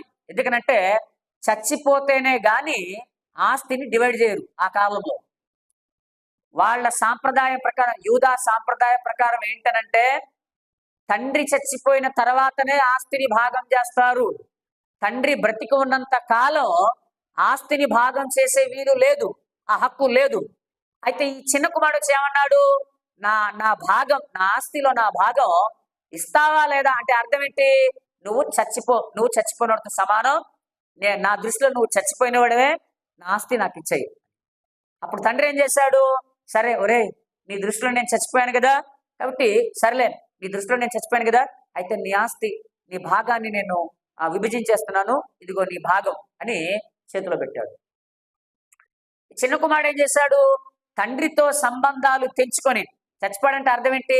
రక్త సంబంధం కూడా తెగిపోయినట్టేగా, అంతే కదా. అన్ని సంబంధాలు తెంపుకొని దూరదేశానికి వెళ్ళిపోయాడు కదా. దూరదేశానికి వెళ్ళిపోయి అక్కడ ఆయన రకరకాల దుర్వ్యసనాలు, రకరకాల వాటికి అలవాటైపోయి, ఆ తర్వాత చిల్లి గవ్వలేక, ఆ తర్వాత అనేక కష్టాలు, ఆ తర్వాత పందులు తినే పొట్టుతో ఆకలి తీర్చుకోవాలనే ఆ కోరిక కదా, అన్ని బాధలు పడ్డాడు కదా. ఈ బాధలన్నిటికీ కారణం ఎవరు? దేవుడా, లేకపోతే తాను చేసుకున్నదా? తాను చేసుకున్న స్వయం కృతాపరాధం. అంతేగాని అందులో దేవునికి ఏమైనా సంబంధం ఉందా? దేవుడు ఏమైనా జరిగిస్తున్నాడు అదేమైనా? లేదు. నీవు తిరస్కరించేశావు, నాకొద్దని చెప్పేశావు, ఆయనతో సంబంధాన్ని తెగగొట్టేశావు, నీవు వెళ్ళిపోయావు, నీ బాధలేదో నువ్వు పడుతున్నావు. మరలా ఎప్పుడు చేర్చుకున్నాడు ఆయన? తండ్రి ఏమైనా కబురు పంపించాడా? ఒరే, తన దాసుల్ని పంపించి నా చిన్న కుమారుడు ఎక్కడున్నాడో మీరు వెళ్ళి ఎక్కడున్నా సరే ఆయన తీసుకొని వచ్చేయండి అని తండ్రి కబురు చెప్పి పంపించాడా? లేకపోతే చిన్న కుమారుడే మరలా వచ్చాడా? చిన్న కుమారుడే మరలా తిరిగి వచ్చాడు. అంటే దేవుడు ఎవరిని కూడా బలవంతం చేయడు, నా దగ్గరకు వచ్చేయండి, ఆయన పిలుపునిస్తాడు. అంతేగాని ఆయన వచ్చి బలవంతంగా మనుషులను లాక్కొని రాడు, నా దగ్గరకు వస్తావా చేస్తావా అని. ఎందుకంటే దేవుడిచ్చిన స్వేచ్ఛ, స్వాతంత్రాన్ని దేవుడు దుర్వినియోగం చేయడు మనిషి విషయంలో కూడా. ఆయన మనిషిని ఎంత ప్రేమించే దేవుడు అంటే, నీకు ఇవ్వబడిన స్వేచ్ఛ, నీకు ఇవ్వబడిన స్వాతంత్రాన్ని దేవుడు దుర్వినియోగం చేయడు, బలవంతం చేయడు. ఆయన బలవంతం కనుక చేస్తే అర్థం ఏంటో తెలుసా? ఆయన నియంత తండ్రి కింద అవ్వడు. ఆ తర్వాత ఆయన తనకు తానే విరోధి అయిపోతాడు. ఎలాగనంటే దేవుడు కూడా స్వేచ్ఛ కలిగిన వాడు, స్వాతంత్రం కలిగిన వాడు. కాబట్టి స్వేచ్ఛ స్వాతంత్రం కలిగిన ఈ దేవుడు మనిషిని బలవంతంగా లాక్కుని వస్తే, ఆయన మనిషిని తన పోలిక, తన స్వరూపంలోనే సృజించుకున్నాడు కాబట్టి ఆ మనిషి స్వేచ్ఛను కూడా దేవుడు హరించినట్టే. కాబట్టి దేవుడు ఆ పని చేయడు. నువ్వు వస్తే నిన్ను చేర్చుకుంటాడు, నేను రాను అనంటే నీ ఇష్టం పో అంటాడు. కాబట్టి ఇప్పుడు జరుగుతున్న వాటన్నిటికీ వీళ్ళ స్వయం కృతాపరాధం అంతే తప్ప దేవుడు జరిగిస్తున్నది కాదు, దేవునికి సంబంధమైన విషయం కాదు ఇది. అందుకోసమే దేవుడు జోక్యం చేసుకోడు. నిజంగా దేవుని గ్రహించి మనుషులు ఆయన దగ్గరికి వచ్చి పశ్చాత్తాప పడగలిగితే అప్పుడు మనిషి జీవితంలో జరిగే ప్రతి సంఘటనకు ఆయన జోక్యం చేసుకుంటాడు. కానీ ఆయన దగ్గరికి రావట్లేదు కాబట్టి ఆ తర్వాత దేవుణ్ణి తిరస్కరించేస్తున్నారు, విసర్జించేస్తున్నారు, రకరకాలుగా దేవుణ్ణి పక్కకు పెట్టేస్తున్నారు. కాబట్టి దేవుడు కూడా చూస్తున్నాడు, కన్న తండ్రి కదా, బాధపడుతున్నాడు. మనందరికంటే బాధ ఆయనకే ఎక్కువ, కానీ ఆయన ఏమి చేయలేని స్థితి. ఎందుకనంటే ఆయన చేయలేడు నీ ఇష్టం లేకుండా, నా ఇష్టం లేకుండా. అందుకోసమే ఆయన ఏమంటాడు, ఇదిగో నేను తలుపు వద్ద నిలుచుండి తట్టుచున్నాను, ఎవడైనను నా స్వరము విని తలుపు తీసిన ఎడల, నేను తీసి వస్తా అన్నాడా? అలా అనలే. నా స్వరాన్ని విని తలుపు తీస్తే నేను వస్తాను. అంటే తీయవలసిన బాధ్యత ఎవరిది? మనుషులముగా మనదే. కాబట్టి దేవునికి తెలియదా ఈ జరుగుతున్న దారుణాలు? అన్ని తెలుసు. మరి దేవుడు ఎందుకు పట్టించుకోడు? దేవుడు లేడా, నిద్రపోయాడా అంటే కాదు, అన్ని చూస్తున్నాడు. కానీ నీ ఇష్టం లేకుండా, తర్వాత నీవు ఆయన దగ్గరికి రాకుండా, నీ ఇష్టం లేకుండా, నీవు ఆయన్ని ఆహ్వానించకుండా ఆయన ఏం చేయలేడు. ఎందుకనంటే దేవుని యొక్క పరిపాలన, దేవుని యొక్క ప్రభుత్వాన్ని మనుషుడు ఎప్పుడో సాతాను చేతికి అప్పగించేశాడు. కాబట్టి దురాత్మ కార్యాలే జరుగుతాయి, అంతే, దురాత్మ కార్యాలే జరుగుతాయి. కాబట్టి ఈ అంత్య దినాల్లో ఈ అజితేంద్రియత్వం, ఈ ఆశా నిగ్రహము లేనితనము, ఆ తర్వాత ఈ ఇంద్రియ నిగ్రహము, ఇది మనుషుల్లో ఉండదు. రాను రాను భయంకరమైన, మృగాల కంటే భయంకరమైన కార్యాలు జరుగుతాయి. కాబట్టి ఈ చివరి దినాలు ఒక ఆశ, మన ఆశ్రయము, మన క్షేమము కేవలము దేవునిలోనే ఉన్నది అనే సంగతి మర్చిపోకుండా ప్రతిదినం ఆయన వాక్యాన్ని ధ్యానిస్తూ, ఆయనతో మనం సహవాసం చేస్తూ, దేవుడు ఈరోజు నాకేమి ఇచ్చాడు, ఏ వాక్యాన్ని ఇచ్చాడు అని వ్యక్తిగతంగా బైబిల్ని చదవాలి, వ్యక్తిగతంగా ప్రార్థన చేయాలి. ఎందుకంటే వ్యక్తిగతంగా మీరు బైబిల్ని చదవకపోతే, వ్యక్తిగతంగా మీరు ప్రార్థన చేసుకోలేకపోతే, ఆ రోజు ఆ సాతాను మిమ్మల్ని ఏ రకంగానైనా దెబ్బ కొడతాడు. అది శారీరకంగా కొట్టొచ్చు, మానసికంగా కొట్టొచ్చు, పాపపరంగా కొట్టొచ్చు, ఏ కోణంలోనే సరే వాడి చేతులు దొరికిపోతారు, తప్పకుండా దొరికిపోతారు. కాబట్టి వాక్యాన్ని రోజు చదవాలి, ప్రార్థన చేయాలి. జరుగుతున్న పరిస్థితులు, ఈ కాలాలను బట్టి మనల్ని మనం జాగ్రత్తగా దేవునిలో మన జీవితాలను మనం కట్టుకుంటూ మనం ముందుకు వెళ్ళాలి.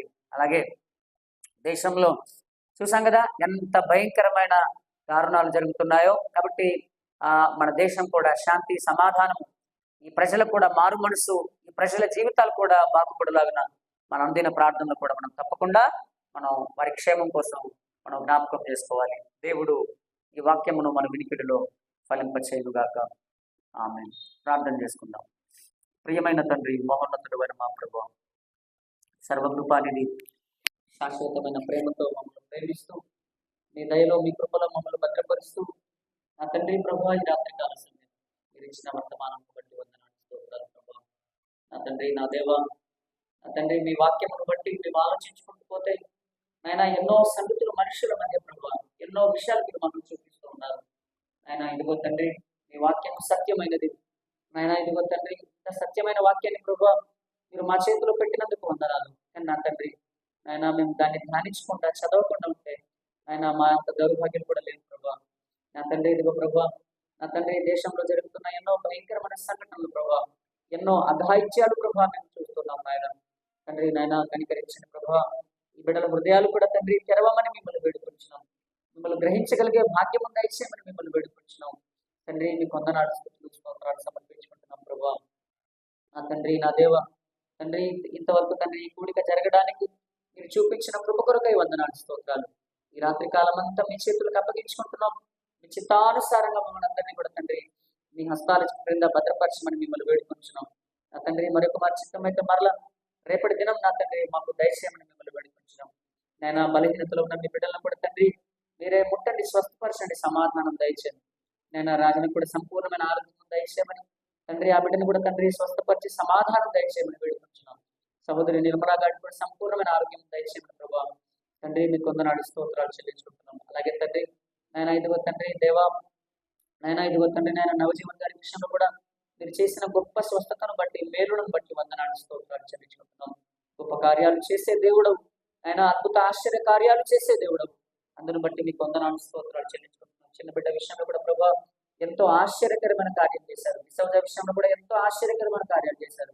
మీరెంతైనా నమ్మదగిన దేవుడు ప్రభా. నాయన తండ్రి నాయన మాలో మంచి బలమైన విశ్వాసము మా అందరికీ అనుగ్రహించమని తండ్రి మిమ్మల్ని బ్రతిమలాడుకుంటున్నాం. ఈ రాత్రికాలం మీ బిడ్డలు మరలా తిరిగి వారి వారి గృహాలకు వెళ్తుండగా వారి ప్రయాణంలో కూడా మీరు తోడుకునండి, సురక్షితంగా క్షేమముగా తీసుకొని రమ్మని తండ్రి తీసుకొని వెళ్ళమని మిమ్మల్ని వేడుకుంటున్నాం. దేవా ఇంతవరకు తండ్రి మా పట్ల మీరు చూపిస్తున్న ప్రేమను బట్టి దయను బట్టి కృప కొరకై వందనాలు స్తోత్రాలు సమర్పించుకుంటూ యేసుక్రీస్తు వారి పరిశుద్ధమైన నామంలో ఈ ప్రార్థన మనవులు అడిగి వేడుకొని పొంది ఉన్నాము తండ్రి. ఆమేన్. మన తండ్రి అయిన దేవుని ప్రేమ, కుమారుడైన యేసుక్రీస్తు ప్రభువారి కృప, ఆదరణకర్త అయిన పరిశుద్ధాత్మ దేవుని యొక్క అన్యోన్య సహవాసం ఇప్పుడును ఎల్లప్పుడూ సర్వలోకంలో ఉన్న సకల పరిశుద్ధులందరికీ సార్వత్రిక సంఘమంతటితో పాటు మనందరితో పాటు సదాకాలం తోడుగా ఉండి నడిపించునుగాక. ఆమేన్.